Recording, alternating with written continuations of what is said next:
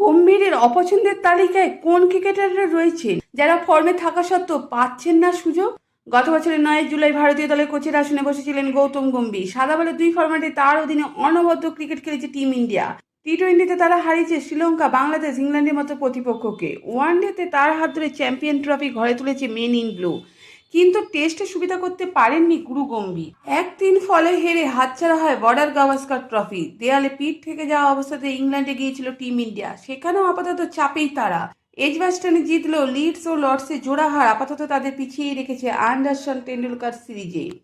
যেভাবে ফর্মে থাকা সত্ত্বেও শ্রেয়াস আয়ার, সরফরাজ খানদের মতো তারকাদের টেস্ট দল থেকে দূরে রেখেছেন তিনি, তার কোনো যৌতিকতা পাচ্ছেন না ক্রিকেট বিশেষজ্ঞরা। টিম ইন্ডিয়া প্রশিক্ষকের কালো তালিকায় রয়েছে স্পিনার কুলদীপ যাদবেরও নাম। প্রাক্তন ক্রিকেটাররা এজবাস্টনে কুলদীপকে একাদশে দেখতে চেয়ে সওয়াল করেছিলেন, কিন্তু তাতে ভ্রুক্ষেপ করেনি টিম ম্যানেজমেন্ট। এই বিষয়ে আপনার মতামত অবশ্যই কমেন্ট করে জানাবেন।